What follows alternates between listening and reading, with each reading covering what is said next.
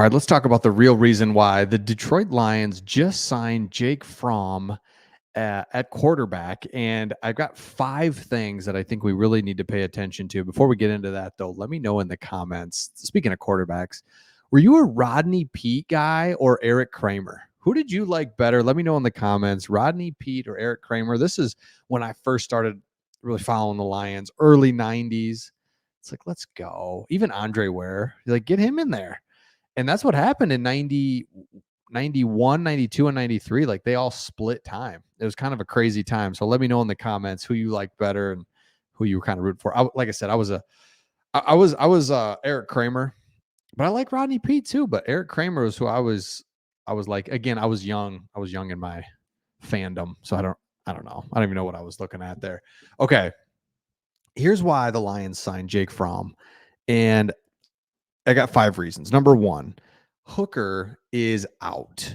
Okay, he's got the concussion. He's going to be out for a while. So he is going to be QB2, hopefully.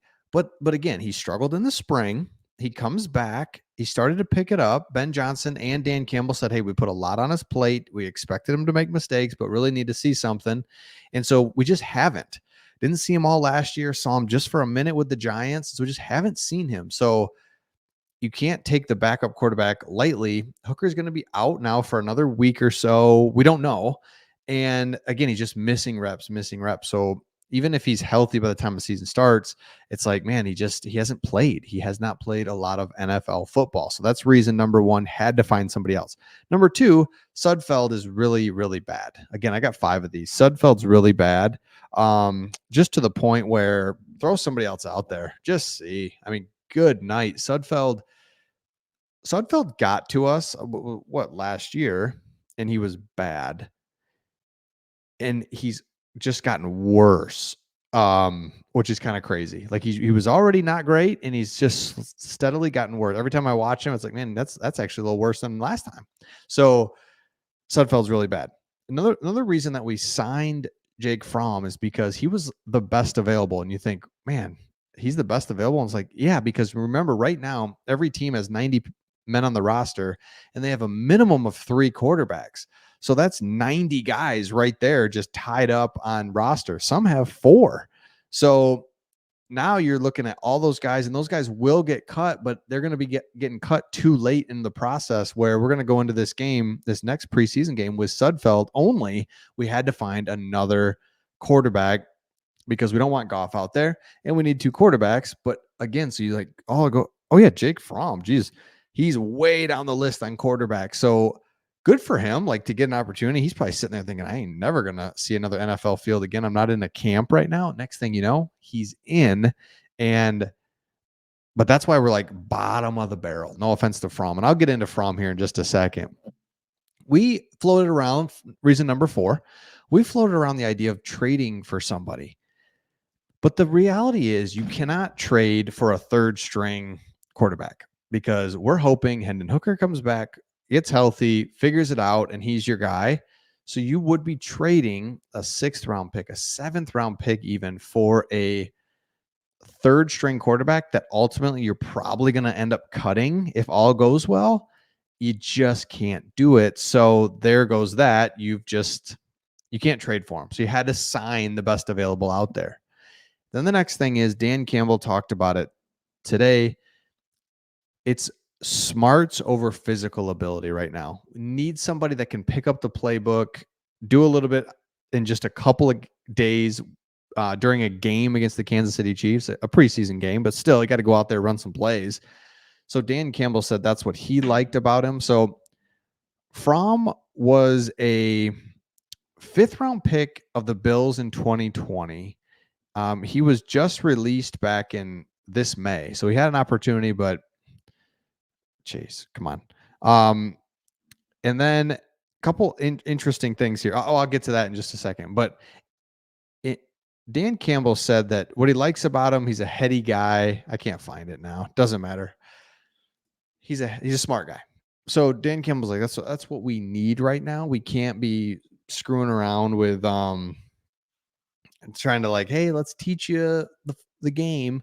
No, we don't have that luxury. So those are the 5 reasons why we really had to sign this guy. Now, Jake Fromm, remember, you have to go back to his time. First of all, he played at Georgia, big games. They won a lot. So they're in SEC championship games, big bowl games, and he's 6'2". So he's not like small, but he hasn't done much in the NFL at all. He's only played like 2 games. But he played right away at Georgia. His freshman year, he played, I think it was, let me pull it up real quick, but I mean, the guy was playing, yeah, so he goes in to Georgia, and originally he was going to be behind Jacob Eason. Well, he gets hurt, so he plays right away as a true freshman. And again, SEC championship games left and right. College football national championship game. They lose to Alabama in that 23-26, but then it's SEC championship game. I mean, every game is big. That was that run that Georgia's been on here for the last few years, where it's just like, geez, Georgia and Alabama, SEC, crazy. So I just he's been in bigger moments than he is right now. Obviously, right? It's like preseason a game. So my point is, he could be something better than what we have right now, and that is what I'm really looking for. I'm not looking for him to take Jared Goff's spot. Obviously, he's not going to do that. I don't even need to be Hendon Hooker. I don't even need to be QB2. Maybe if this, I don't know, right? Never know. But be better than Sudfeld. That's what we're really looking for here. Now, a couple other things that I think really need to take note of as you look at what happened. There's a kind of a few different moves that the Lions made. So in order to get him on the roster, they had to cut Antoine Green. They had to waive him. So he's going to go through waivers and see if he gets back to the Lions. But the way that this works is they're going to waive him. And then if he clears waivers, he'll return to the Lions on IR, but his season will be over. Gee whiz. So Antoine Green was one of those guys fighting for that third wide receiver spot, or that additional one, right? We know that we know who our wide receivers are, and we got one spot we're looking for. Donovan Peoples-Jones is not getting the love from the coaches, and you don't feel good about that. Therese Fountain is, but this was a big one. Antoine Green was somebody that we were really thinking he could have a chance. So keep an eye on that. They signed Jake Fromm, we just talked about. And then a couple others kind of encouraging things. In addition to the Lions released Ike Boitger and signed Ty Summers. Boitger was added just at the start of training camp, and his release could be a sign that Christian Mahogany could make his way back onto the field soon. So again, if you're getting released right now, it can tell you a couple things. Number one, it's like, wow, you're just not even going to make it. What are we doing? We're not going to wait till final cuts. Let's get somebody else in here that can at least give us a look, give us a chance. And so that could be it. Or you're thin at a position where you have plenty of guys at a position. So Christian Mahogany is still on the non-football illness list. He has finally made his way back into the building, but still needs to get in shape before making his way back on the practice field. So he's back in the building. Remember, this is mysterious illness. Nobody really knew what it was, which is kind of weird, right? Because you're like, well, is he healthy? Or like, we're all just kind of confused by what exactly that was. But let's talk about Ty Summers just for a second. Summers is a veteran linebacker and a 7th-round pick of the Packers. He's played 5 seasons, 67 game appearances, and he spent most of the offseason with the Jaguars, but was released on Sunday.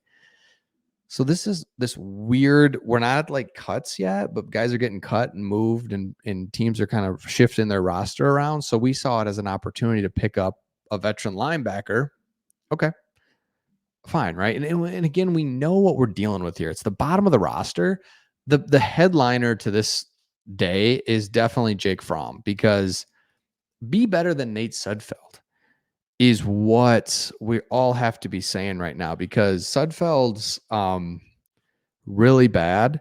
And so if you could be, and then you would just feel better, like, because right now, okay, Goff obviously is healthy and good, and that's our guy. Hendon Hooker, I get that you're out, but we would like you to be number 2. But if you're out and we got to go to Sudfeld, like emergency situation. Again, we're not in the season yet, but that's just not where we want to be at all. So let me know your thoughts in the comments. And again, if you have not subscribed to our channel, we'd love that. We are talking all about the Lions, and man, we it's crazy doing this now. Really, we started this when the Lions, when Dan Campbell was his first training camp in 2021, and it's like, all right, I don't know, we'll see what happens. Let's see what these Lions are about. Maybe we're on the ground floor or something. Sure enough, we were. So it's like, all right, we're just hanging, following the Lions.